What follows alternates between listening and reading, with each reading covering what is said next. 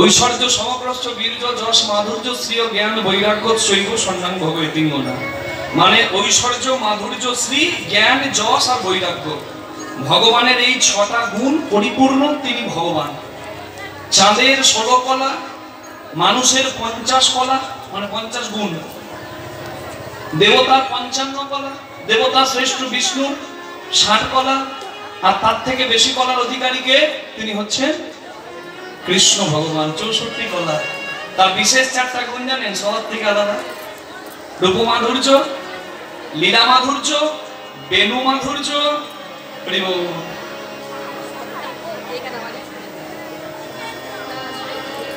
তার মতো বাঁশি কেউ বাজাতে পারে না, তার মতো অদ্ভুত লীলা কারোর নাই, তার মতো অদ্ভুত রূপে রূপবান কেউ নয়।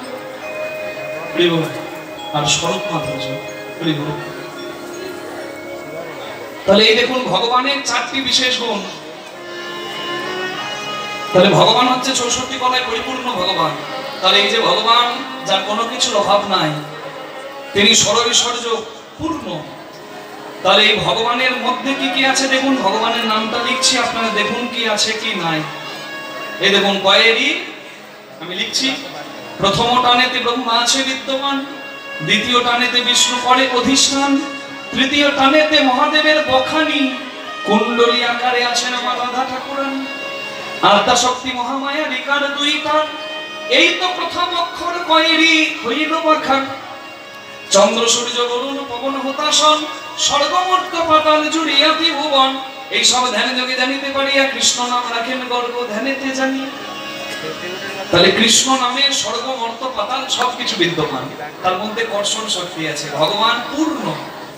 তাহলে এই যে ভগবান যে ঐশ্বর্যের, যে সর্বৈশ্বর্যের পূর্ণ মালিক, তাহলে এই ভগবানের এই শক্তি কার মধ্যে বিদ্যমান? ভগবানের এই শক্তির অধিষ্ঠাত্রীকে আহ্লাদিনীকে তিনি রাধারানী, কোনো সাধারণ নায়িকা নয়। ভগবান যখন রসিক তখন তিনি রাধা, ভগবান যখন ভাবুক তখন তিনি, ভগবান রসিক তখন তিনি কৃষ্ণ, ভগবান যখন ভাবুক তিনি হচ্ছেন রাধা।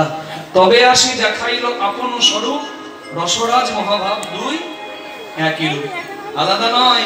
যে রাধা কৃষ্ণ আলাদা করতে যাবে সে তত্ত্ব হবে না। কারণ দেখুন কৃষ্ণ ভগবানের যে 6টি ঐশ্বর্য তার মধ্যে আছে। দেখুন এই দেখুন রাধা নামটা আমি লিখছি, রাধা নামটা লিখি, বয়াকার বয়াকার কি হবে মা বাবা? তাহলে বাবাকে রাধা করতে গেলে প্রথম বয়ের নিচে বিন্দু, দ্বিতীয় বয়ের উপরে কুণ্ডলী বিন্দু, তাহলে রয়াকার ধয়াকার রাধা। তাহলে এই যে দেখুন 2টি ব মানে 3 3 6 কোণ, সর্বৈশ্বর্য 6 স্থানে আছে বিদ্যমান, ঊর্ধ্ব অধ বিন্দু দিয়ে দহে করিল শক্তিদান, আকার দয় দিয়ে পুরুষার প্রকৃতি হইল আধা আধা, বিছাড়িয়া গর্গমণি নাম রাখিলেন রাধা। তাহলে এই রাধারানীর নামটা করার দরকারটা কি? যার শক্তিতে কৃষ্ণ শক্তিমান তিনি হচ্ছেন রাধা। অষ্টোত্তর শতনামে আপনারা পড়েন নাই? সুখ বলে আমার কৃষ্ণ গিরি ধরেছিল, শাড়ি বলে আমার রাধা শক্তি সঞ্চারিত, সুখ বলে আমার কৃষ্ণ মদন মোহন, শাড়ি বলে আমার রাধা বামে যতক্ষণ। কৃষ্ণের চূড়ার উপর পায়রার পালক, কত সুন্দর লাগে দেখতে বলুন না। এরকম মা বলছো ময়ূরের পালক। ওই জন্য কিছু কিছু মানুষ ব্যাখ্যা করেন যে কৃষ্ণ ভগবান নাকি নিষ্কাম।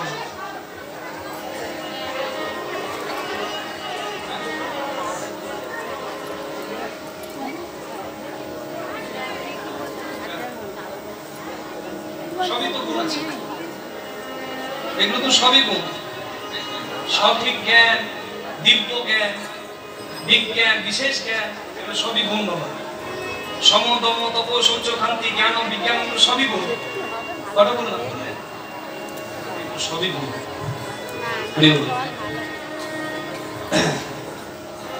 এইবার দেখুন, তার মানে ভগবান কৃষ্ণের ময়ূরের পালক, এই জন্য নিষ্কাম ভগবান শ্রীকৃষ্ণ, এই বলে অনেকে ব্যাখ্যা করেন। কিন্তু যারা যথার্থ শাস্ত্র অধ্যয়ন করেন তারা জানবেন ভগবান মথুরার কৃষ্ণ নিষ্কাম নয়, দ্বারকার কৃষ্ণ নিষ্কাম নয়। আচ্ছা ভগবান যদি নিষ্কাম হবে তাহলে ভগবান কেন সন্তানের বাবা হবে? যার মধ্যে কামনা নাই সে কি করে সন্তানের বাবা হয়? রাধে রাধে। প্রদ্যুম্ন সাম্য ভগবানের সন্তান। আপনি বলুন, রতিক্রিয়া না থাকলে কে কি করে সন্তানের বাবা হবে? তাহলে কৃষ্ণ ভগবান রতিক্রিয়া মত্ত হয়েছেন।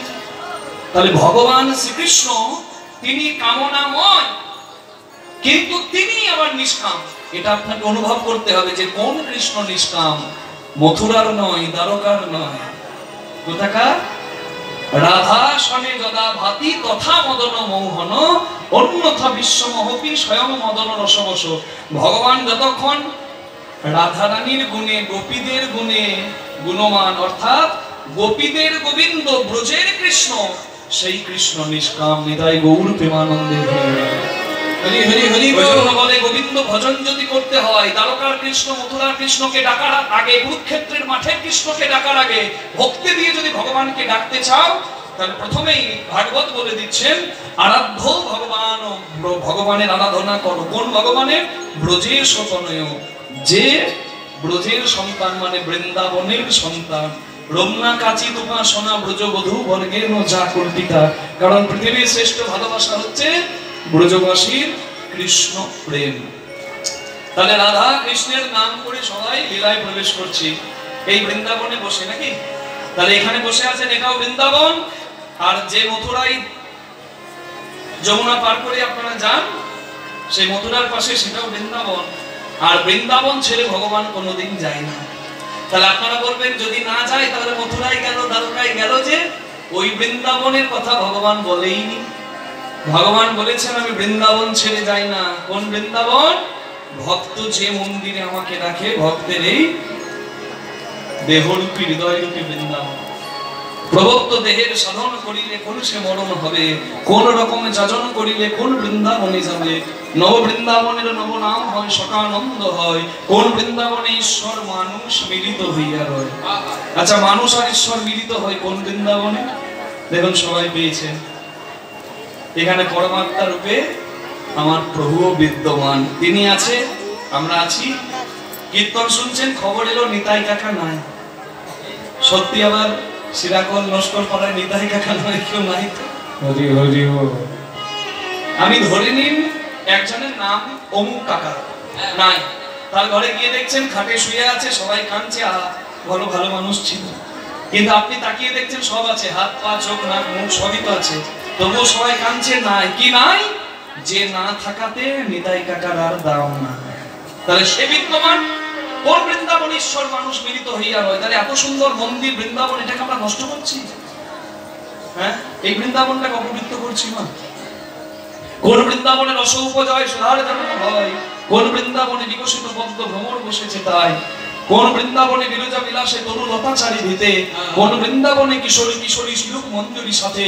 এই যে গোপনের ধর না হইবে কথন বেরসিক জনের সাথে, উপাসনা ভেদ গুরু কৃপায় হয়েছে যার, সেই সে মরমে জানে।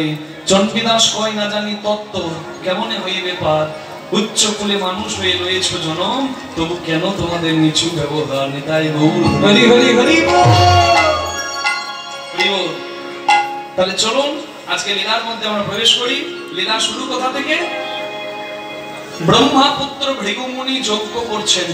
হ্যাঁ, একদিন ভৃগুমুনি যজ্ঞ আরম্ভিলা, একদিন ভৃগুমুনি যজ্ঞ আরম্ভিলা, একদিন ভৃগুমুনি যজ্ঞ আরম্ভিলা। ত্রিভুবনে ভক্তগণে নিমন্ত্রণ দিলা, ত্রিভুবনে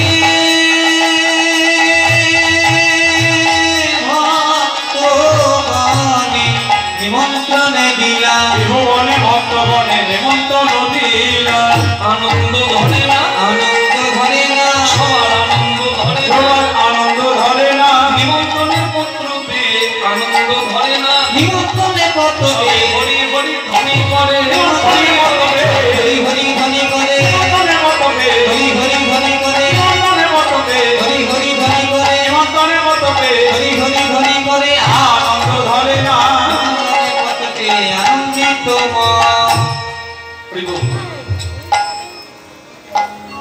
ভৃগুমুনির যজ্ঞ হচ্ছে।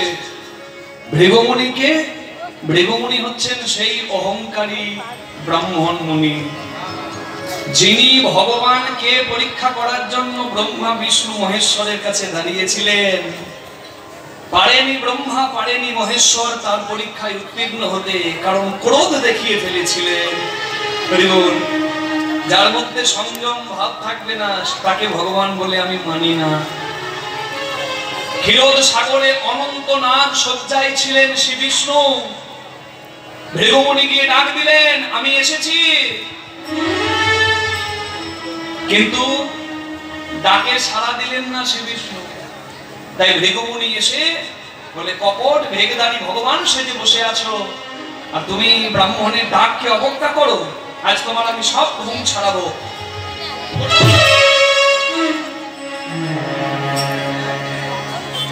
যিনি শ্রী বিষ্ণুর বক্ষে, শ্রী হরির বক্ষে আঘাত করেছিলেন, পদাঘাত করেছিলেন, তিনি হচ্ছেন সেই অহংকারী